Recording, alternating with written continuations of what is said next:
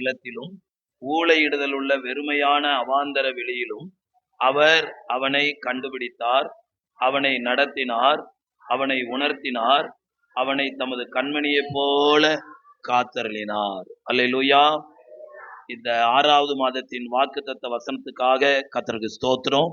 இந்த மாதமெல்லாம் இந்த வார்த்தையை நம்ம வாயினால் அறிக்கையிட்டு செபிக்கும் பொழுது ஆண்டவர் நம்ம எந்த நோக்கத்தோடு கண்டுபிடித்தாரோ அந்த நோக்கத்தை நம்மிலே நிறைவேற்றி ஆண்டவருடைய பாதுகாப்பை நமக்கு தந்து அற்புதமான விதத்துல வழி நடத்துவார். ஆமென். அல்லேலூயா, அல்லேலூயா. கர்த்தருடைய நாமம் மகிமைப்படுவதாக. உட்கார்ந்து கொள்ளும்.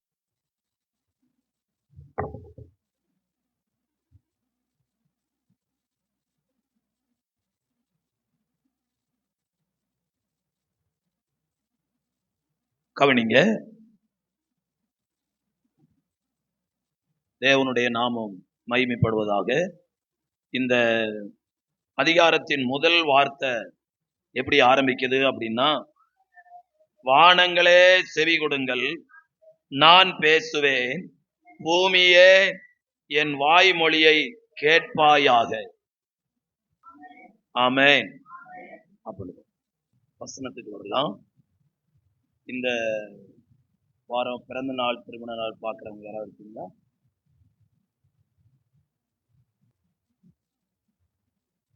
இந்த வசனத்தை வாசிக்கிறதுக்கு முன்னாடி 32ஆம் அதிகாரம் முதல் வசனத்தை வாசிங்க. வானங்களே செவி கொடுங்கள், நான் பேசுவேன், பூமியே என் வாய்மொழிகளை கேட்பாயாக. இந்த 2 வசனமும் நமக்கு என்னத்தை தெளிவுபடுத்துறதுன்னா, நம்முடைய ஆண்டவர் பேசுகிற தெய்வம். அல்லேலூயா, அல்லேலூயா. சாமுவேல் தேவ ஆலயத்தில் இருந்த பொழுது சொன்ன வார்த்தை, சொல்லும் கர்த்தாவே அடியேன் கேட்கிறேன். அப்போ சபை கூடி வருகிற கர்த்தருடைய பிள்ளைகள் ஒவ்வொரு வாரமும் தேவனுடைய சத்தத்தை கேட்கிற வேண்டும். அல்லேலூயா, ஆமென். அவர் தம்முடைய பிள்ளைகளோடு அவருடைய வசனத்தை கொண்டு பேசுகிறவர், அவருடைய வார்த்தையை கொண்டு பேசுகிறவர். ஆகவே வார்த்தைக்கும் வசனத்துக்கும் நாம முக்கியத்துவம் கொடுக்க வேண்டும். 138வது சங்கீதம் 2வது வசனத்தில் என்ன சொல்லுகிறார்? அவர் தமது சகல பிரஸ்தாபத்தை பார்க்கிலும் அவருடைய வார்த்தையை மகிமைப்படுத்தி இருக்கிறார். அப்ப தேவனால மகிமைப்படுத்தப்பட்ட அந்த வார்த்தையை ஆண்டவருடைய பிள்ளைகள் ஒவ்வொரு நாளும் கேட்கணும். வசனத்தை வாசிக்கலன்னா நீங்க கர்த்தருடைய சத்தத்தை கேட்கலன்னு அர்த்தம். விளங்குதா? வசனத்தை வாசித்தா நீங்க டெய்லி யார் சத்தத்தை கேட்கறீங்க? கர்த்தருடைய சத்தத்தை கேட்கிறீங்க. ஆண்டவர் சொல்லுகிறார், வானங்களே எனக்கு செவி கொடுங்கள், நான் பேசுவேன், பூமியே என் வாய்மொழிகளை கேட்பாயாக. ஆண்டவருடைய வேதம் தேவனுடைய வாய்மொழி. அல்லேலூயா. ஆமென். ரோட்ல போகும்போது பாத்தீங்கன்னா, சென்னை 15 கிலோமீட்டர், பூந்தமல்லி 7 கிலோமீட்டர் அப்படின்னு எழுதி நட்டு வச்சிருக்காங்க. அப்படியே இருக்கும், அசைவு இருக்காது, சத்தம் இருக்காது. நட்டுகள் நட்டு மாதிரியே என்ன செய்யும்? அது ரோட்ல. சபையில வசனம் சொல்லும் பொழுது அதை ஏற்றுக்கொள்ளணும்னா என்ன சொல்லணும்? ஆமென், அல்லேலூயா. அப்படின்னா என்ன அர்த்தம்? நீங்க கவனமா இருக்கிறீங்க, வசனம் உங்களுக்கு புரியுது அப்படின்னு அர்த்தம். 2வது வசனம் என்ன சொல்லுது? தேவனுடைய வசனம் எப்படிப்பட்டது என்பதை அந்த வசனத்துல வாசிக்கிறோம்.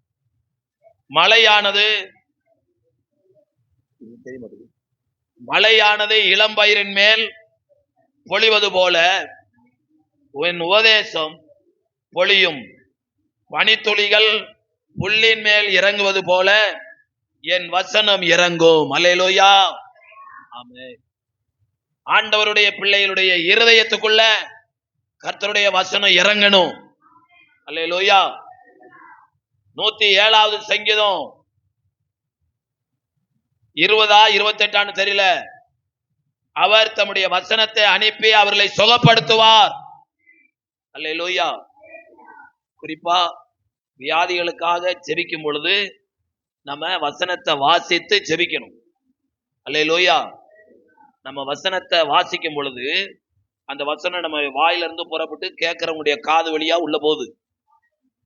அப்போ ஒரு ஊசி போட்ட உடனே ரத்தத்து வழியா உள்ள போனா எப்படி கிரியை செய்தோ, அது போல நம்ம சொல்ற வார்த்தை காது வழி உள்ள போனா அந்த வசனத்துல ஆண்டவர் சுகமாக்குற வல்லமையை வச்சிருக்கிறார்.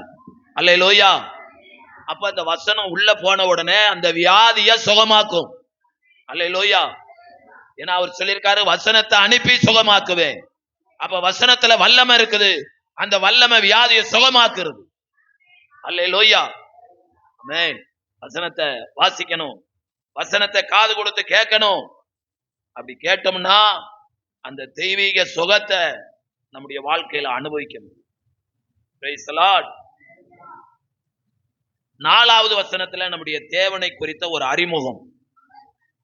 அவர் கன்மலை, அவர் கிரியை உத்தமமானது, அவருடைய வழிகள் எல்லாம் நியாயம், அவர் நியாயக்கேடு இல்லாத சத்தியமுள்ள தேவன், அவர் நீதியும் செம்மையுமானவர். இது தேவனுடைய குணாதிசயம். தேவனுடைய குணாதிசயம், தேவனுடைய சுபாவம். நமக்கும் ஆண்டவருக்கும் என்ன முறை உறவு அப்படின்னா, அவர் அப்பா, நாம யாரு? பிள்ளைகள். அப்படின்னா அப்பாவுடைய குணம் பிள்ளைகளுக்குள்ள தப்பாம இருக்கணும். அல்லேலூயா. அவர் கன்மலைன்னா அப்படியே நிலைச்சு நிக்கிறவர். இந்த கன்மலையை குறித்து சாலமோன் நீதிமொழிகளை என்ன வச்சு எழுதி வச்சிருக்காருன்னா, சத்துவமற்ற ஜந்துவாய் இருந்தும். குளிமுசலை குறிச்சு எழுதுறாரு. என்னது? குளிமுசல் சத்துவமற்ற ஜந்துவாய் இருந்தாலும். அப்படி கை தட்ட பயந்துரும். தன்னைத்தானே பாதுகாத்து கொள்ள முடியாத ஒரு ஜீவன் குளிமுசல். அதுக்கு ஒரு ஞானத்தை கொடுத்திருக்காரு. நான் பத்திரமா இருக்கணும்னா என்னுடைய வீட்டை கண்மலையின் மேல தோண்டி வைக்கணும். அல்லேலூயா. கொரிந்தியருக்கு பவுல் எழுதுறாரு, அந்த கண்மலை கிறிஸ்துவே. அப்ப கிறிஸ்துவுக்குள்ள ஒரு விசுவாசி இருந்தா பயம் இல்லாம இருக்கலாம். அல்லேலூயா. எதை குறித்து பயப்பட வேண்டியதில்ல. ஆபிரகாமுக்கு யெகோவா ஈராவாய் வெளிப்பட்டார். என் வார்த்தைக்கு நீ கீழ்ப்படிஞ்சு இல்ல, கீழ்ப்படிஞ்சு இவ்வளவு தூரம் வந்துட்ட பத்தியா, பையனை வெட்டுறதுக்கு கத்தியும் தூக்கிட்ட, உன் விசுவாசத்தை பாக்குறேன், உன் உண்மையை பாக்குறேன், பின்னாடி பாரு அப்படின்னாரு. தோத்துறேன். பின்னாடி பார்த்தா ஒரு கடா அந்த முள்ளுக்குள்ள சிக்கி நிக்குது. ஆபிரகாம் ஈசாக்க பழி செலுத்தல, ஈசாக்கு பதிலா அங்க ஒரு கடா இருந்துச்சு. அல்லேலூயா. அது ஆண்டவர் பார்த்து கொண்டார். அதே தேவன் இன்றைக்கு மாறாதவர். நம்முடைய தேவையில் எதுவா இருந்தாலும் அவர் பார்த்துக் கொள்வார். அல்லேலூயா. அப்ப நீங்கள் நானும் எங்க வாழணும், எங்க மறைஞ்சு கொள்ளணும்? கண்மலையாகிய கிறிஸ்துவுக்குள். அது 91 என்ன வாசிக்கிறோம்? உன்னதமானவரின் மறைவில் இருக்கிறவன் சர்வ வல்லவருடைய நிழல்ல தங்குவான். அல்லேலூயா. ஆமென். உலகத்து மக்களுக்கு எத்தனையோ விதமான நிழல் இருக்குது. ஆனா ஆண்டவருடைய பிள்ளைகளுக்கு ஒரே நிழல், அது சிலுவையின் நிழல், அது கண்மலையின் நிழல். அல்லேலூயா. சிலுவை நிழலில் அனுதினம் அடியான் சாய்ந்திலை பாரிடுவேன். நிழலில் அனுதினம் அடியான் சாய்ந்திலை பாரிடுவேன். எவ்வித கொடிய இடருக்கும் அஞ்சேன், இயேசுவை சார்ந்து நிற்பேன். எவ்வித கொடிய இடருக்கும் அஞ்சேன், இயேசுவை சார்ந்து நிற்பேன். அவனியில் வியாகுலம் வந்தால் அவர் நான் அண்டிக் கொண்டால், அவனியில் வியாகுலம் வந்தால், ஆமென், அவரையே நான் அண்டிக் கொண்டால். அலை மிகும் மோதிடும் அண்ணா, அலை மிக மோதிடும் அண்ணா, ஆறுதல் அளிப்பதாய் சொன்னார். சிலுவை நிழலில் அனுதினம் அடியான் சாய்ந்திலை பாரிடுவேன். சிலுவையின் நிழலில் மடியாம் சாய்ந்திலை பாரிடுவே. ஆண்டவருடைய பிள்ளைங்க கண்மலைக்குள்ள மறைந்து கொண்டா, சிலுவையின் நிலையில தங்கியிருந்தா, என்ன வியாகுல வந்தாலும் நாம் பயப்பட வேண்டியதில்லை. அல்லேலூயா. அவர் நம்மோடு இருக்கந்தட்டியும் எதை குறித்தும் நாம அங்கலாய்க்க வேண்டியதில்லை. அவர் பார்த்துக் கொள்வார். நம்மை அவர் திக்கற்றவர்களாக விடேன் என்று சொல்லியிருக்கிறார். அவர் கண்மலை, அவர் கிரியை உத்தமமான. ஆண்டவருடைய பிள்ளைங்க நம்முடைய கிரியைகளில செயல்களில உத்தமம் உள்ளவர்களாய் இருக்கும் பொழுது பரிசுத்த வேதம் சொல்லுகிறது, உத்தமனுக்கு கர்த்தர் துணை. அல்லேலூயா. நம்முடைய வேத வாசிப்புல, நம்முடைய ஜெப வாழ்க்கையில, சபை கூடி வருவதில, கர்த்தருக்கு கொடுப்பதில, கர்த்தருக்கு ஊழியம் செய்வதில, இப்படி எல்லா காரியத்திலும் உத்தமமாய் இருப்போமானால் கர்த்தர் நமக்கு துணை செய்வார். அல்லேலூயா. அவர் வழிகளெல்லாம் செம்மையானவைகள். ஆண்டவருடைய பிள்ளைகளுடைய வழியும் தாறுமாறா இருக்கக்கூடாது. எப்படியா இருக்கணும்? செம்மையானதா இருக்கு. ஆண்டவர்கிட்ட ஒப்பு கொடுக்கணும். ஆண்டவரே, சில நேரம் நாங்க வெளுத்ததெல்லாம் பால்னு நம்பியிருந்தோம். ஆனா நீர் தான் இருதயத்தை ஆராய்ந்து பார்க்கிறது. நீர் எங்களை செம்மையான வழியில என்ன செய்யணும்? நடத்தணும். போகிற வழி நமக்கு தெரியாது. நம்முடைய ஆண்டவருக்கு பெயர் தடைகளை மாற்றி போடுகிற முன் செல்கிறார். அல்லேலூயா. அப்ப அவற்றை ஒப்பு கொடுக்கும் பொழுது அவர் வழி எப்படியோ அதை போல செம்மையான வழியில நடத்துவார். நம்முடைய ஆண்டவரை குறித்து சொல்லப்பட்ட அறிமுகத்தில் அடுத்த வார்த்தை, அவர் நியாயக்கேடில்லாத தேவன். என்ன தேவன்? உலகத்துல எந்த பக்கம் திரும்பினாலும் நியாயக்கேடு. அல்லேலூயா. இது அறிந்த சங்கீதக்காரன் 37 சொல்றான், பொல்லாதவைகளை குறித்து எரிச்சல் அடையாதே, நியாயக்கேடு செய்வர்கள் மேல் பொறாமை கொள்ளாதே, அவர்கள் புல்லை போல அறுப்புண்டு போவார். அல்லேலூயா. எங்க பார்த்தாலும் நியாயக்கேடு. செத்து போன டெத் சர்டிபிகேட் வாங்க போனா கூட என்ன கொடுக்கணுமா? லஞ்சம் கொடுக்கணும். எப்படி இருக்கு? அதுதான் உலகம். இந்த உலகத்துலதான் நம்மளை வச்சிருக்கிறாரு. அப்ப இந்த நியாயக்கேடுகளுக்கெல்லாம் நம்மளை விலக்கி பாதுகாக்கிறவர் கர்த்தர் ஒருவர் தான். அல்லேலூயா. அவர் சத்தியமுள்ள தேவன்.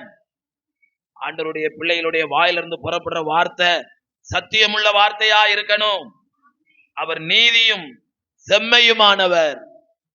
ஆண்டவருடைய பிள்ளைகளுடைய வாழ்க்கை தேவனுக்கு முன்பாக செம்மையுள்ளதா இருக்க வேண்டும்.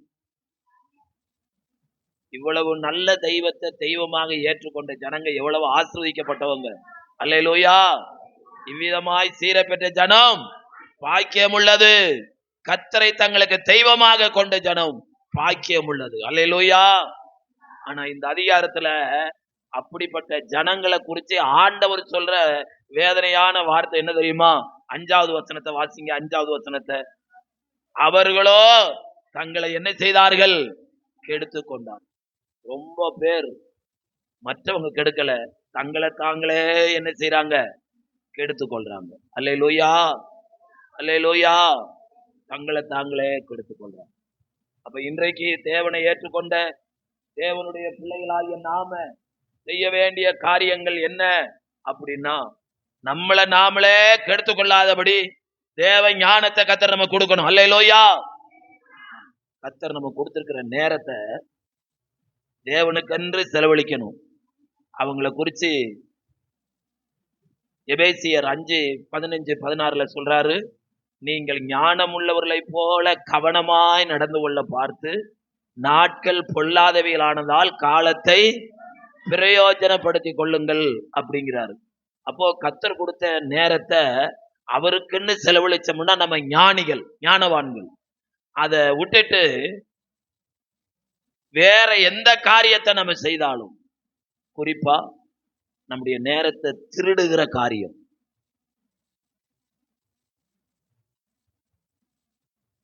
இது பார்த்தா இவ்வளவுதான் இருக்கு. உலகமே இதுக்குள்ளதான் நிற்குது. இருக்கு. உலகமே இதுக்குள்ளதான்.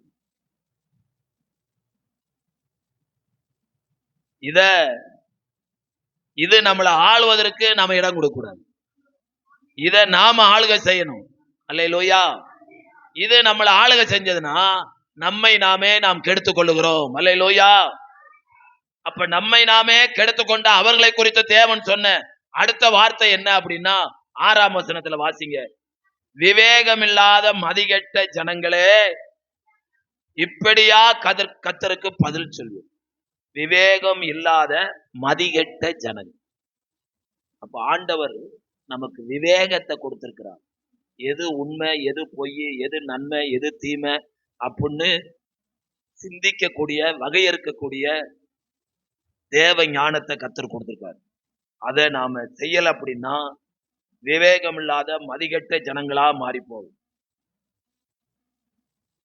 கிறிஸ்தவ வாழ்க்கையில ஆண்டவர் அதிகமா நெருங்கி வர, துதிக்க, செபிக்க அனுசரணையா இருப்பது என்ன காரியம் அப்படின்னா 7வது வசனத்துல சொல்றார் ஆண்டவர், பூர்வ நாட்களை நினை. அப்போ ஆண்டவர் நம்மளை ரட்சித்த நாள்ல நினைக்கணும். ஆண்டவர் நமக்கு நன்மை செய்த வருஷங்களை நாம நினைச்சு பார்க்கணும். அப்படி நினைச்சு பார்த்து தேவனுக்கு நம்ம என்ன செய்ய வேண்டும்? நன்றி சொல்ல வேண்டும். நம்மை பற்றி 9வது வசனத்துல என்ன சொல்றாரு? கர்த்தருடைய ஜனமே அவருடைய பங்கு. நல்லா கவனிங்க. நீங்களும் நானும் அவருடைய பங்கு. யாக்கோவை குறித்து சொல்றார், யாக்கோபு அவருடைய சுதந்திர வீதம். அப்படி சொல்லிட்டான் சொல்றாரு. கர்த்தருடைய ஜனங்களை அல்லது யாக்கோப பாழான ஊழையிடுதல் உள்ள அவாந்தர வெளியிலும் அவர் அவனை கண்டுபிடித்தார்.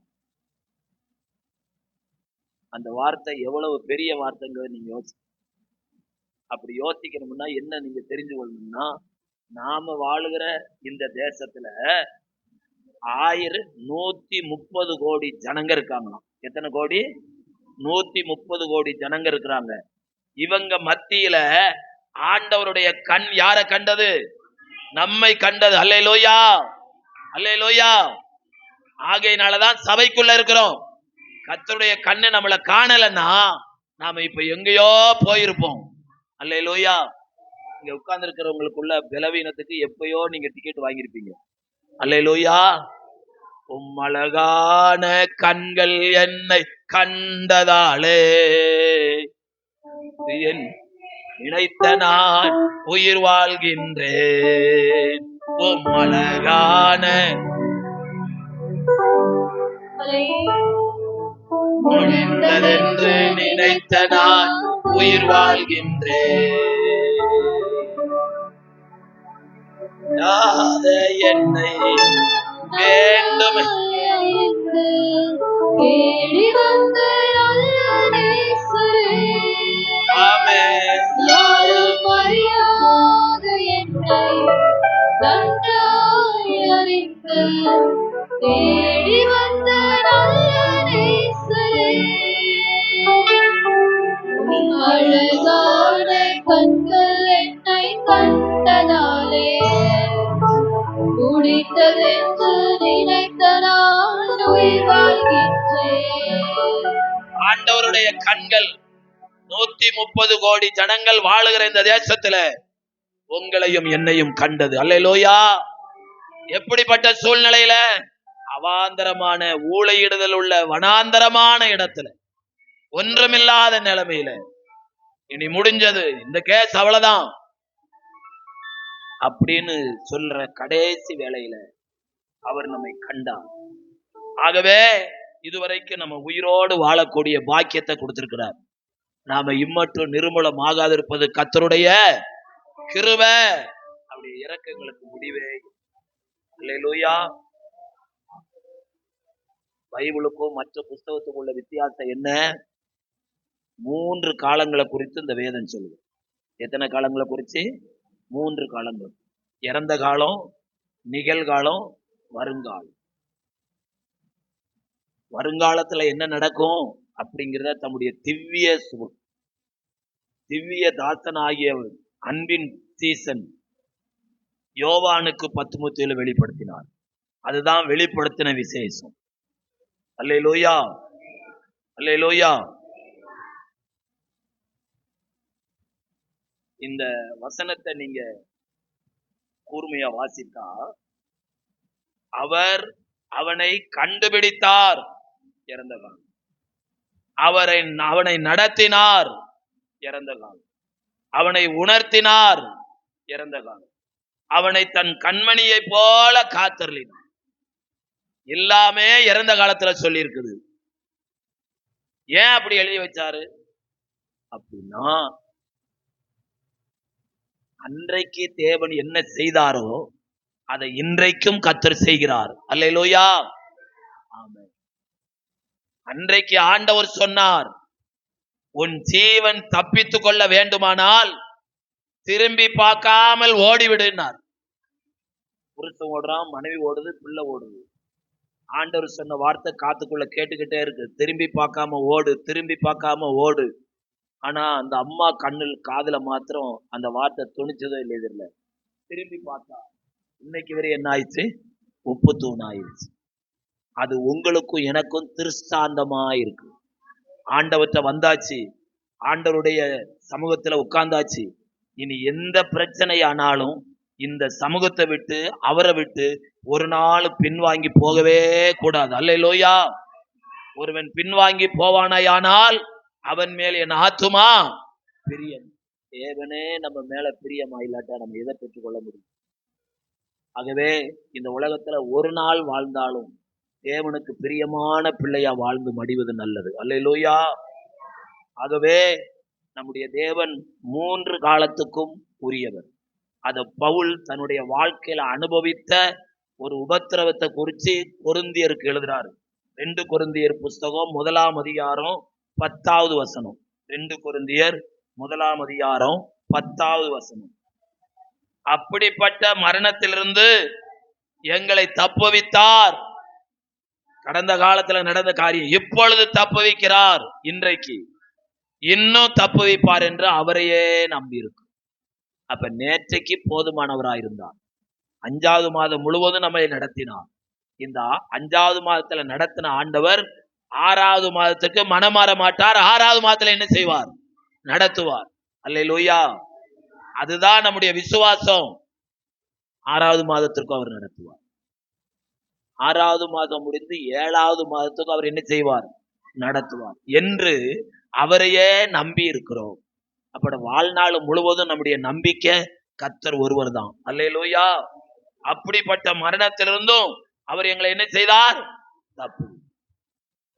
எபிரேயர் 13:8 சொல்லுகிறது, இயேசு கிறிஸ்து நேற்றும் இன்றும் என்றும் மாறாதவர். அப்ப நேற்றைக்கு செய்த அதிசயத்தை இன்றைக்கும் நமக்கு செய்ய வல்லமை உள்ளவர். அல்லேலூயா, அல்லேலூயா, ஆமென். உபாகம புஸ்தகம் 32ஆம் அதிகாரம் 10வது வசனம், முதல் குறிப்பு, அவர் அவனை கண்டுபிடித்தார். அருமையான கர்த்தருடைய பிள்ளைங்களே, ஆண்டவர் நம்மை கண்டுபிடித்ததற்கு ஒரு காரணம் இருக்கிறது. அதை இயேசு புதிய ஏற்பாட்டில் சொல்லுகிறார், நீங்கள் என்னை தெரிந்து கொள்ளவில்லை, நான் உங்களை தெரிந்து கொண்டேன். அப்ப ஆண்டவர் எதற்கு தெரிந்து கொண்டார்? 1 பேதுரு 2:9 சொல்லுகிறது, நீங்களோ உங்களை அந்தகாரத்திலிருந்து தம்முடைய ஆச்சரியமான ஒளியின் இடத்திற்கு வரவழைத்தவருடைய புண்ணியங்களை அறிவிக்கும்படி தெரிந்து கொள்ளப்பட்ட சந்ததியாயும் ராஜரீக ஆசாரிய கூட்டமாயும். அந்த வேலையை நம்ம செய்யணும். நமக்கு எத்தனை புண்ணியம் பண்ணியிருக்காரு, அவருடைய புண்ணியங்களை மற்றவங்களுக்கு என்ன செய்யணும்? அறிவிக்கணும். தாவீத கர்த்தர் எந்த சூழ்நிலையில இஸ்ரவேலின் முதல் ராஜாவை எந்த சூழ்நிலையில கர்த்தர் கண்டார் தெரியுமா? நம்ம ஊர் பாய்ச்சல சொன்னா, அவன் காணாமற் போன கழுதைய தெருவா தேடிட்டு போனோம். அதை இன்னும் கொஞ்சம் திரிச்சு சொன்னா, தெருவை சுத்திக்கிட்டு இருந்தவங்களை தெருவா சுத்திக்கிட்டு இருந்தவங்களை ஆண்டவர் கண்டு அங்க ஒரு ஊழியக்காரங்க அங்க போப்பா அப்படின்னார். அங்க போனா, நீதான் இஸ்ரவேலின் ராஜா என்று அவனை அபிஷேகம் பண்ணார். அல்லேலூயா. தெருவா சுத்திக்கிட்டு இருந்தவனை கண்டு ராஜாவை ஆக்கினா நாம ஓரிடத்துல இருந்து அவர் ஆராதிக்கிற மக்களை ஆண்டவர் கைவிட்டுருவாரா? அல்லேலூயா. ஒரு நாளும் கைவிட மாட்டார். அல்லேலூயா. இஸ்ரவேலின் 2வது ராஜாவாகிய தாவீதை எப்போ கண்டார்? ஆடுகளுக்கு பின்னே வனாந்தர வழியாய் சுற்றி திரிந்தவனை ஆண்டவர் கண்டு சமஸ்த இஸ்ரவேலுக்கு ராஜாவாக மாற்றினார். அவருடைய கண் வித்தியாசமானது. பெரிய காரியங்களை செய்ய பெரிய ஆட்களை தேடுறதில்லை. அல்லேலூயா. ஏன் தெரியுமா? ஞானிகளை வெட்கப்படுத்தும்படியா கர்த்தர் பைத்தியங்களை தெரிந்து கொள்றார். அல்லேலூயா. ஆமென். அவ்வளவு பெரிய கோலியாத்து பனைமரத்துல பாதி இருக்கிறான். அவனை பார்த்து ராஜாவும் பயப்படுறான், ராஜாவுக்கு பின்னாடி இருக்கிற படை சேவகரும் பயப்படுறாங்க. ஆடு மேய்ச்சிக்கிட்டு இருந்தவன் அவங்க அப்பா கூப்பிட்டு, டேய் அண்ணமாரு மிலிட்டரியில இருக்காங்கப்பா, யுத்தத்துல இருக்காங்க, போய் சுகநலம் பார்த்துட்டு வான அனுப்புனா. அவன் வர்றான். அவன் வந்த உடனே அவன் காதுல கேட்குது, கோலியாத்து இஸ்ரவேலின் தேவனை நிந்தித்த சத்தம். கவனிங்க, இஸ்ரவேலுக்கு ராஜாவா இருக்கிறவனுடைய ரத்தம் கொதிக்கல. அவனுக்கு பின்னாடி யுத்தத்துல நிக்கிற ஒரு இஸ்ரவேலுடைய ரத்தத்தும் கொதிக்கல. ஆனா தாவீது சொல்றான், விருத்த சேதனம் இல்லாத இந்த பெலிஸ்தன் ஜீவனுள்ள தேவனை நிந்திப்பதற்கு அவன் எம்மாத்திரம்? அவன் நித்தியமா உங்களுடைய ஒருவனுடைய இருதயம் கலங்காது இருப்பதால் இன்றைக்கு அவனுடைய தலையை அவனை விட்டு எடுக்கிறேன். அல்லேலூயா. நம்பினாங்களா? நம்பல. ராஜா சொல்றாரு, சிறுபிராயத்திலிருந்து அவன் யுத்த வீரம்பா அப்படின்னு சொன்ன உடனேதான் தாவீது சொல்றாரு, ராஜா உங்கள்கிட்ட சொல்ல வேண்டிய ஒரு சாட்சி இருக்குது. வனாந்திரத்துல ஆடுகளை மேய்ச்சிக்கிட்டு இருக்கும்போது ஒரு முறை கரடி வந்துச்சு, ஒரு முறை சிங்கம் வந்துச்சு, ஆட்டை கவிட்டு ஓடுது. சிங்கத்துக்கு பின்னாடி கரடி பின்னாடி அவன் போனா என்ன ஆகும் தெரியுமில்ல அப்படின்னு விட்டுறல. நான் அதன் பின்னே ஓடி அதனுடைய வாயிலிருந்து அதை தப்பு வைத்தேன். அவைகளை ஒரு ஆட்டுக்குட்டியை போல கிழிச்சு போட்டேன். அவர்களில் ஒருவனை போல இந்த பெலிஸ்தன் இருப்பான் என்று சொல்லி போனான். தன்னுடைய நிலைமை எப்படி?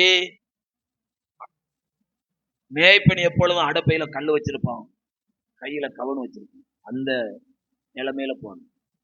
சாதாரண நிலைமையில போனான். அவன் கையில வச்சிருக்கிற அந்த கேடயம் இருக்குத, அதை அப்படி தூக்குனோம்னா நெத்திய தலையை மறைக்குது, இங்க இடுப்பு தூரம் வருது. அவ்வளவு பெரிய வெண்கல கேடகம். அதை தூக்க கூட முடியாது தாவீதால். அதை தூக்கிட்டு அப்படி வர்றான், ஈட்டியை பிடிச்சுக்கிட்டு ராஜ்யதமா நிக்கிறான். அவனை பார்த்து ஓடி போய் கல்லை எரிஞ்சான்னு சொல்லி கர்த்தருடைய வார்த்தை சொல்லு. அருமையான தேவனுடைய பிள்ளைகளே, ஆண்டவருக்காக நமக்கு நம்முடைய இருதயத்துக்குள்ள ஒரு வைராக்கியம் கிளம்ப வேண்டும். அல்லேலூயா. ஆமென். அவ்வளவு பெரிய மனுஷனை சின்ன தாவீதுடைய கையில அது ஒரு கூழாங்கல்ல வச்சு எரிஞ்சு கொண்டு. அல்லேலூயா. அவ்வளவு பெரிய ரட்சிப்ப சாதாரண ஒரு ஆட்டிடையனை கொண்டு செஞ்ச ஆண்டவர் இன்றைக்கு நமக்கு முன்னாடி எந்த காரியம் நம்மளை பயமுறுத்தி கொண்டிருக்கிறது, அந்த காரியத்தை நம்மை கொண்டே கர்த்தர் மேற்கொள்ளக்கூடிய ஒரு பாக்கியத்தை கர்த்தர் கொடுப்பார். அல்லேலூயா. ஞானம்மா சொன்னது போல இன்னொரு ஊழியக்காரர் எனக்கு சாட்சி சொன்னார். வீட்டுல மூச்சு பேச்சு இல்ல. விஷயம் தெரிஞ்சவங்க பல்ஸை பிடிச்சு பாக்குறாங்க, பல்ஸ் டவுன் ஆகிட்டு இருக்குது. இந்த விரல்ல மாற்ற ஒண்ணு டவுன் இருக்கு தெரியுமா, அதை மாட்டி விட்டாச்சுன்னா அது காட்டுறது இருக்க வேண்டியதுக்கு ரொம்ப கம்மியா பாதி ஆயிடுச்சு, இன்னைக்கு கொஞ்ச நேரத்துல போயிரும் அப்படிங்கிற மாதிரி காட்டு. எல்லாரும் ஆஸ்பத்திரி தூக்கு, ஆஸ்பத்திரி தூக்கு, ஆஸ்பத்திரி தூக்குங்கிறாங்க. இவருக்கு ஞாபக சக்தி இல்லை. ஆஸ்பத்திரிக்கு தூக்கிட்டு ஆட்டோல வச்சுட்டு போகும்போதுதான் கொஞ்சம் ஞாபக சக்தி வருது. எங்கப்பா கொண்டு போறீங்க? ஆஸ்பத்திரிக்கு. அப்போ சத்தம் கேக்குதான், ஆஸ்பத்திரிக்கு போகாத, ஆஸ்பத்திரிக்கு போகாத அப்படின்னு சொல்றாரா. வண்டியை வீட்டுக்கு திருப்பி. அவங்க இல்ல ரொம்ப மோசமா இருக்குது, போயிட்டு குளுக்கோஸ் பார்த்து ஏற்றி வரலாம். போகாத, நீ நினைக்கிற போல போன உடனே ஒரு அப்பாவுக்கு ஒரு குளுக்கோஸ் ஏத்துங்கன்னா ஏத்த மாட்டாங்க. போன உடனே பல்ஸை பார்ப்பாங்க. பல்ஸை பார்த்தவொடனே மல்லாக்க படுக்க வச்சு கர்த்தருக்கு ஸ்தோத்திரம். அந்த கதையெல்லாம் சொல்லணுமா உங்களுக்கு? ஐயோ, அதை பார்த்துட்டு சில பொண்டாட்டி முறை அழுகுத ஏங்க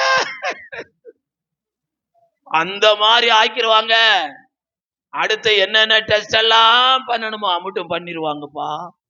வீட்டுக்கு குழம்பு, ஆஸ்பத்திரிக்கு போனா அப்பாவை பணத்தை தான் கொண்டு வர முடியும். கர்த்தருடைய வார்த்தை கீழ்ப்படி, சத்தம் தெளிவா கேட்குது. திரும்ப அப்படி அவர் சொல்றாரு, என் மனமே பேதலிச்சிருச்சு, நம்ம வாழ்க்கை அவ்வளவுதான் முழுக்க, நம்ம ஒப்பு கொடுத்துடலாம் அப்படின்னு. ஆண்டவரே, எல்லாத்துக்கும் கல்யாணம் ஆச்சு, ஒரே ஒரு பொண்ணு தான் இருக்குது, அந்த பொண்ணுக்கு நீங்க தான் பார்த்து குடிக்கணுமாப்பா. மனைவியை பார்த்து என்னென்னமோ சொல்றாராம், பிள்ளைய பார்த்து என்னென்னமோ சொல்றாராம். சத்தம் மறுபடி கேட்குதான், உன்னை இதுக்கான ரட்சித்தேன், உன்னை இதுக்கான அபிஷேகம் பண்ண, இன்னும் எத்தனை பேருக்கு நீ சுவிசேஷம் சொல்ல வேண்டியிருக்குது, அதுக்குள்ள என் ஒப்பு கொடுக்குற, நான் ஜீவனை கொடுப்பேன் அப்படின்னு சத்தம் கேட்குது. அல்லேலூயா, அல்லேலூயா, அல்லேலூயா.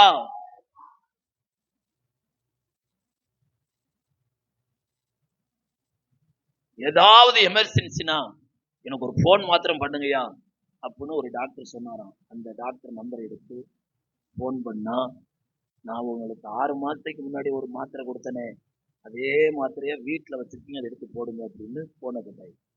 அந்த மாத்திரை எடுத்து வீட்டுல வச்சு போட்டுட்டு ஒரு அரை மணி நேரம் கழிச்சு நல்ல சுய நிலைமைக்கு வந்துட்டாங்க. அல்லேலூயா, ஆமென்.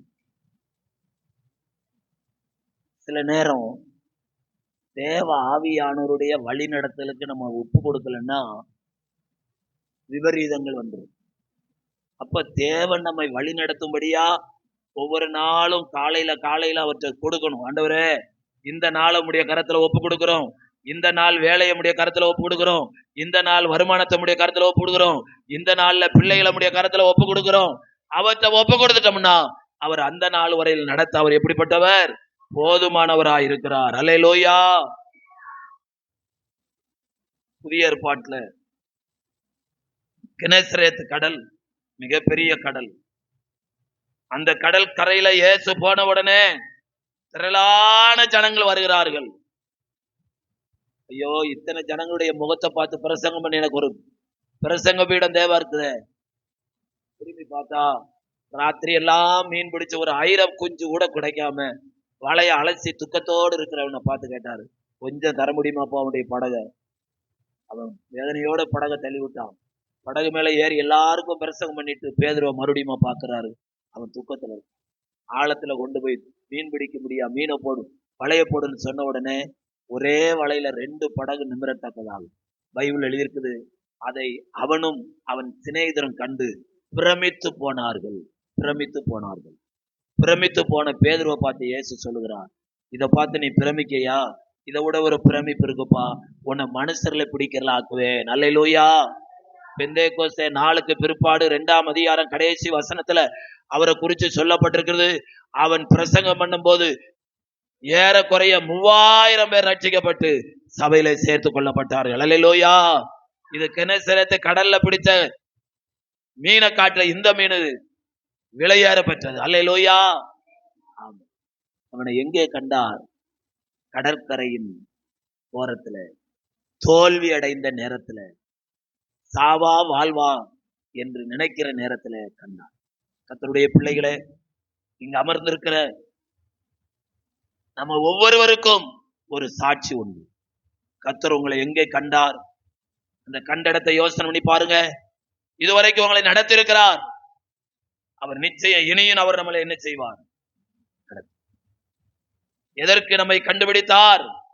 அந்த கண்டுபிடித்த நோக்கத்தை நாம் தெரிந்து கொள்ள வேண்டும். ஆண்டவர் நம்மை கண்டுபிடித்ததனால் இதுவரைக்கும் நம்ம பிழைத்திருக்கிறோம். அடுத்த வார்த்தை சொல்லுகிறது, 2வது குறிப்பு, அவனை கண்டுபிடித்தவர் அவனை நடத்தினார். அல்லேலூயா. ஆண்டவர் சொன்ன வார்த்தை, நான் உங்களை திக்கற்றவர்களாக விடேன். ஆண்டவரால் ரட்சிக்கப்பட்ட எந்த பிள்ளை எந்த குடும்பத்தையும் ஆண்டவர் தெருவில் விடவே மாட்டார், திக்கற்றவர்களாக விடவே மாட்டார். அதுல சந்தேகமே. அப்படியானால் அவனை எப்படி நடத்துவார்? ஏசாயா 48:17 சொல்லுகிறது, இஸ்ரவேலின் பரிசுத்தராய் இருக்கிற உன் மீட்பரான கர்த்தர் சொல்லுகிறதாவது, பிரயோஜனமாய் இருக்கிறதை உனக்கு போதித்து நீ நடக்க வேண்டிய வழியிலே உன்னை நடத்துகிற உன் தேவனாய கர்த்தர் நானே. கர்த்தருடைய பிள்ளைங்களே, நம்மை கண்டுபிடித்த ஆண்டவர் நம்மை நடத்த போதுமானவராயிருக்கிறார். அவர் நம்மை எப்படி நடத்துவாரோ, நமக்கு பிரயோஜனமாய் இருக்கிறவைகளை போதித்து நடத்துவாராம். அல்லேலூயா. எது நமக்கு பிரயோஜனமோ அதை போதித்து நடத்துவார். உங்களுக்கு எது தேவையோ அதை சந்தித்து நடத்துவார். அல்லேலூயா. 32வது சங்கீதம் 8வது வசனத்துல சொன்னார்ல, நான் உனக்கு போதித்து நீ நடக்க வேண்டிய வழியை உனக்கு காட்டுவேன், உன்மேல் என் கண்ணை வைத்து உனக்கு என்ன சொல்லுவேன்? ஆலோசனை சொல்லு. உலகத்துல ஆலோசனை இல்லாமல் எத்தனையோ பேர் மடிந்து போகிறார்கள். ஆண்டவருடைய பிள்ளைகளாகிய நமக்கு அவ்வப்பொழுது என்னென்ன ஆலோசனை தேவையோ அந்த ஆலோசனைகளை கொடுத்து ஆண்டவர் நம்மை அற்புதமான விதத்துல என்ன செய்கிறார்? வழி நடத்துகிறார். அல்லேலூயா. ஏசாயா 58ஆம் அதிகாரம் 1 வசனம் சொல்கிறது, ஆண்டவர் நம்மை எவ்வளவு காலத்துக்கு நடத்துவார்? கர்த்தர் நித்தமும் உன்னை நடத்தி மகா வறட்சியான காலங்களிலேயும் உன் ஆத்துமாவை திருப்தியாக்கி உன் எலும்புகளை நிலமுள்ளதாக்குவார். நீ நீர்ப்பாய்ச்சலான தோட்டத்தை போல் இருப்பார், வற்றாத நீரூற்றை போல இருப்பார். அல்லேலூயா. நித்தமும் கர்த்தர் நம்மை நடத்துவார். இன்னைக்கு வரைக்கும் நடத்திருக்காரு, நாளைக்கு நடத்துவாரா அப்படிங்கிற அவநம்பிக்கை நமக்கு வேண்டாம். இன்னைக்கு வரைக்கும் நடத்தினவர் நாளைக்கு என்ன செய்வார்? நடத்துவார். அதுதான் நம்ம விசுவாசம். அல்லேலூயா. 2024ஆம் ஆண்டு 5 மாத காலமா நடத்தினார். 6வது மாதத்திற்கும் அவர் போதுமானவராய் இருக்கிறார். 143வது சங்கீதம் 10வது வசனத்துல, உம்முடைய நல்ல ஆவி என்னை செம்மையான வழியிலே நடத்துவாராம். உம்முடைய நல்ல ஆவி என்னை செம்மையான வழியிலே நடத்துவார். செம்மை இல்லாத வழியில நடக்கிறவர்கள் எத்தனையோ கண்ணிக்குள்ளாகப்பட்டு வேதனைப்படுகிறார்கள். ஆனால் நீங்கள் நானும் ஆராதிக்கிற ஆண்டவர் நம்மை செம்மையான வழியில நடத்துவார். அப்போஸ்தலனாகிய பவுல் பிலிப்பியர்கள் நிருபத்துல சொல்லுகிறார், 1ஆம் அதிகாரம் 5வது வசனத்துல, தொடங்கினவர் முடிவு பரியந்தமும் நடத்துவார். நம்முடைய விசுவாச வாழ்க்கையை தொடங்கின ஆண்டவர் எதுவரைக்கும் நடத்துவாராம்? முடிவு பரியந்தம். ஏனென்றால் அவர் அல்வாவும் ஒமேகாவும் ஆதியும் அந்தவுமாயிருக்கிறார்.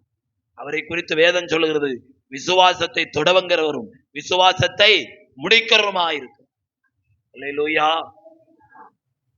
ஆகவே நான் எப்படி இந்த உலகத்துல பிழைப்பேன் அப்படிங்கிற கவலை சபைக்கு வந்த ஒருத்தருக்கு கூடாது. நம்மை பிழை போட்டுகிற கர்த்தர் ஒருவர் இருக்கிறார். அல்லேலூயா. அவரை குறித்து சங்கீதக்காரன் சொல்றான், கர்த்தர் எனக்காக யாவையும் செய்து முடிப்பார். அல்லேலூயா. ஒரு காரியம் 2 காரியம் அல்ல, என் தேவைகள் எல்லாவற்றுக்கும் தேவன் சந்திப்பார். அல்லேலூயா. 3வதாக உபாகமம் 32:10 சொல்லுகிறது, அவனை கண்டுபிடித்தார், அவனை நடத்தினார், அவனை உணர்த்தினார். அல்லேலூயா. அப்ப ஆண்டவருடைய பிள்ளைங்கன்னா யாரு அப்படின்னா, உணர்வோடு இருக்கிற பிள்ளைங்க. கர்த்தருக்கு ஸ்தோத்திரம்.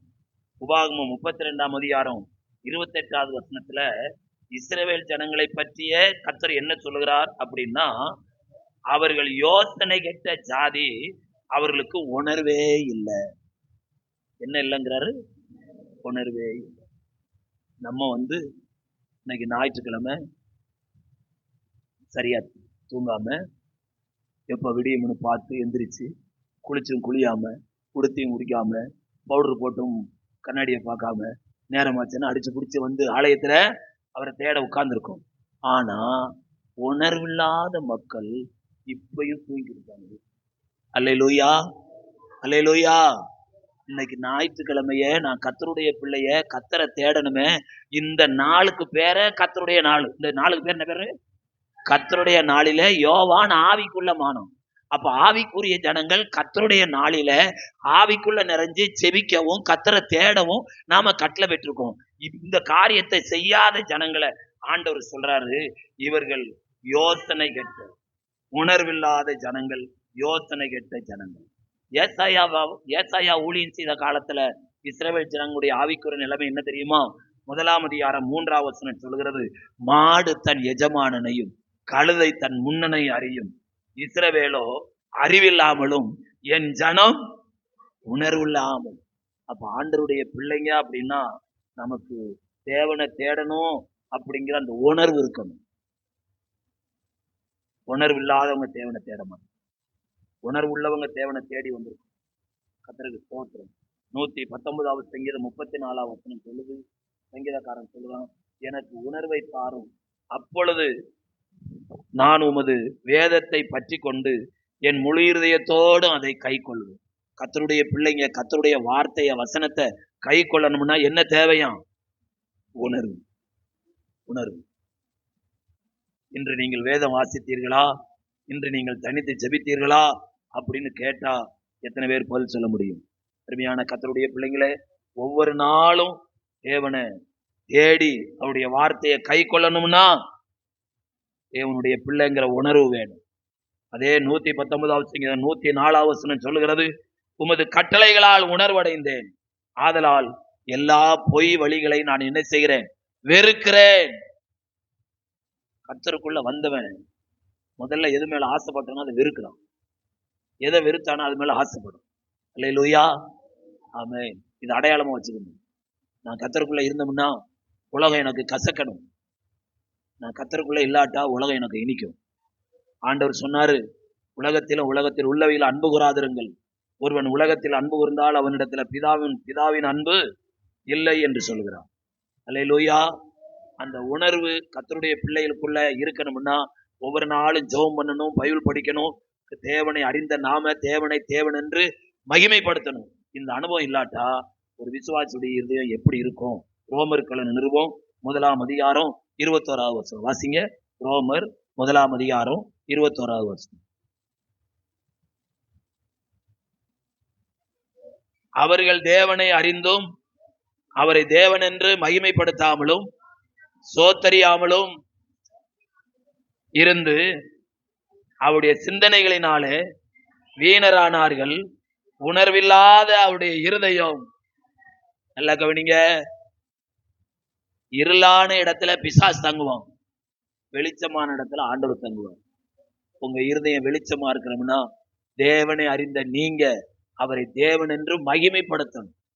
பைபிள் சொல்லுது, ஸ்தோத்திர பலியிடுகிறவன் என்னை மகிமைப்படுத்தும். ஏன் சபையில வந்த உடனே பிரசங்கம் பண்ணி உங்களை அனுப்பக்கூடாது? வந்து நல்லா பாட்டு பாடுறோம். அதனுடைய அர்த்தம் என்ன? ஒரு நெல்லு நாத்தை நடுறதுக்கு முன்னாடி அதை நல்ல நிலத்தை உழுது அதை நெல்லை சமமாக்கி அதுக்கப்புறம் தான் பயிரை நட்டுறாங்க. அப்ப ஆண்டவருடைய சமூகத்துல வந்து நம்மை மறந்து நானும் தேவன் என்ற நிலைமையில் நல்லா பாடி அவரை துதித்து இந்த கடந்த வாரத்துல அவர் செய்த எல்லா நன்மைகளை நினைச்சு உள்ளத்தின் ஆழத்திருந்தப்பா இவ்வளவு நன்மைகளை செய்தீரே என்று அவரை ஸ்தோத்தரிக்க ஸ்தோத்தரிக்க ஸ்தோத்தரிக்க தேவனை மகிமைப்படுத்தி கொண்டே இருக்கிறோம். தேவனை மகிமைப்படுத்த உள்ளவனுக்கு இன்னும் கொடுக்கப்படும் என்ற வார்த்தையின்படி தேவ கிருபை நம்ம மேல இறங்கி கொண்டிருக்குது. நாம இம்மட்டும் நிர்மூலம் ஆகாதிருப்பது கர்த்தருடைய கிருபை. அந்த கிருபை அநேகருடைய ஸ்தோத்திரத்தினால பெருகும் என்று எழுதப்பட்டது. ஆகவே பெருக்கமான அந்த கிருபையை பெற்றுக்கொண்டு வாழணும்னா நல்ல ஸ்தோத்திரம் பண்ணணும், அவரை மகிமைப்படுத்தணும். அப்படி மகிமைப்படுத்த நம்முடைய உள்ளம் இருளாகாம வெளிச்சமாகும். மகிமைப்படுத்தலைன்னா, உணர்வு இல்லைன்னா இருதயம் என்ன செஞ்சிடும்? இருளா. தோத்திரம் சிஸ்டர் அப்படின்னு முந்தி கூடி தோத்திரம் பண்றவங்க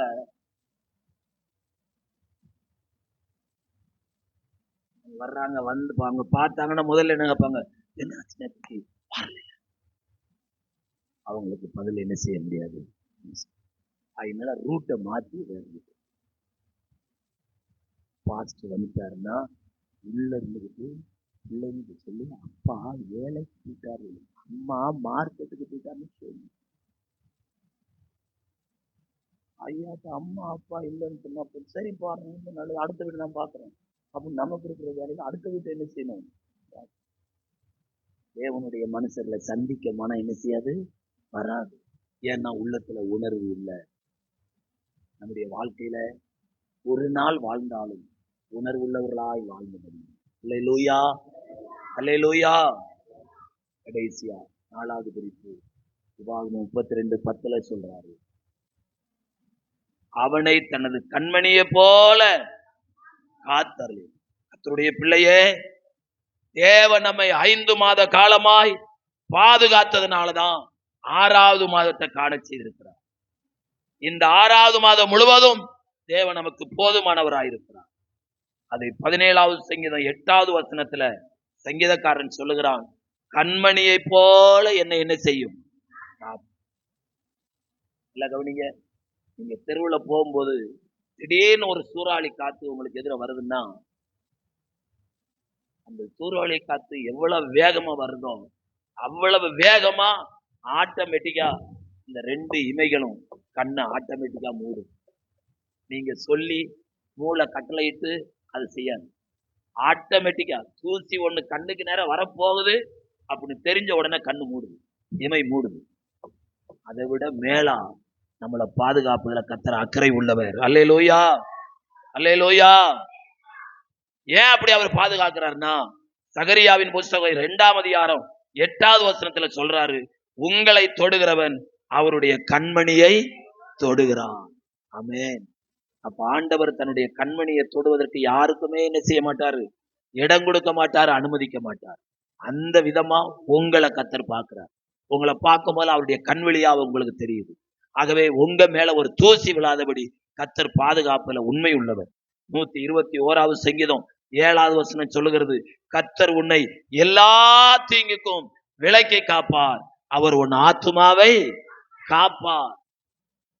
இதுவரைக்கும் நம்மளை காத்தார், இனி அவர் என்ன செய்வார், காப்பார். 121:8 சொல்லுகிறது, கர்த்தர் உன் போக்கையும் உன் வரத்தையும் இது முதற்கொண்டு என்றென்றைக்கும் காப்பார்.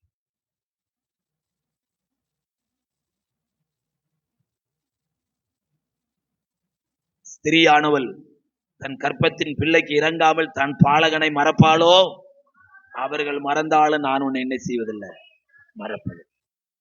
நம்ம ஆண்டவருடைய கரத்துல ஒப்பு கொடுத்து, ஆண்டவரே அவனை கண்டுபிடித்தீர், அவனை நடத்தினீர், அவனை உணர்த்தினீர், அவனை கண்மணியை போல பாதுகாத்து எங்களை இந்த விதமாய் பாதுகாத்து நடத்தினதற்காக உமக்கு ஸ்தோத்திரம்.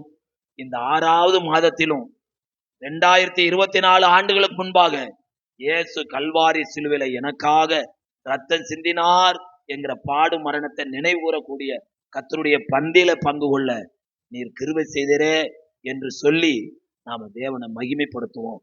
ஆண்டவர் நிச்சயமா நம்மை ஆசீர்வதிப்பார். எல்லாரும் முழங்கால் படியிடுங்க பார்க்கலாம். அல்லேலூயா, அல்லேலூயா, அல்லேலூயா, அல்லேலூயா, அல்லேலூயா, அல்லேலூயா, அல்லேலூயா, அல்லேலூயா, அல்லேலூயா. பிதாவாகிய தேவனை ஸ்தோத்திரிப்போம், குமாரனாய் இயேசு கிறிஸ்துவை ஸ்தோத்திரிப்போம், பரிசுத்தாய் தேற்றவாளனை ஸ்தோத்திரிப்போம். நல்ல ஆண்டவரே, நல்ல வேலைக்காக உமக்கு நன்றி செலுத்துவோம். கர்த்தருடைய பிள்ளைகளாகிய எங்களை 5 மாத காலமாய் பாதுகாத்து இந்த 6வது மாதத்தின் ஆண்டவரே இந்த முதல் வாரத்துல கர்த்தருடைய ஆலயத்துல கூடி உம்மை ஆராதிக்க, சேவிக்க, தொழுது கொள்ள, கர்த்தருடைய பந்தியில பங்கு கொள்ள நீர் எங்களுக்கு தந்த தருணத்திற்காக ஸ்தோத்திரம். இந்த ஆராதனையில பங்கு கொண்ட அத்தனை பிள்ளைகளையும் தனித்தனியா பேர்வராய் கர்த்தர் தொட்டு ஆசீர்வதியும். மாலையில் நடக்கிற ஆசீர்வாத கூட்டங்களை கர்த்தர் பொறுப்பெடுத்துக் கொள்ளுங்க. உம்முடைய நாமத்தை மகிமைப்படுத்துங்க. எங்களை தாழ்த்துவோம், நீர் பெருகவும் நாங்கள் சிறுக வேண்டுமா ஜெபிக்கிறோம். பலவீனத்தோடு வந்திருப்பார்களானால் நசரேனாகிய இயேசுவின் நாமத்தினுடைய பலவீனங்கள் நீங்குவதாகும், சுகம் பெறுவார்களாகும். இயேசுவின் ரத்தம், இயேசு கிறிஸ்துவின் நாமத்தில் ஜெபிக்கிறோம் நல்ல பிதாவே, ஆமென். என் ஆத்துமாவே கர்த்தரை ஸ்தோத்திரி, முழு உள்ளமே பரிசுத்த நாமத்தை ஸ்தோத்திரி. என் ஆத்துமாவே கர்த்தரை ஸ்தோத்திரி, அவர் செய்த சகல உபகாரங்களையும் மறவாதே. ஆம், நம்முடைய கர்த்தராயிருக்கிற இயேசு கிறிஸ்துவினுடைய கிருபையும் பிதாவாகிய தேவனுடைய அன்பும் பரிசுத்த ஆவியானுடைய அந்யோன்ய ஐக்கியம் நம் அனைவரோடும் ஆண்டவருடைய வருகை மட்டும் இருப்பதாக. ஆமென், ஆமென். அல்லேலூயா, அல்லேலூயா.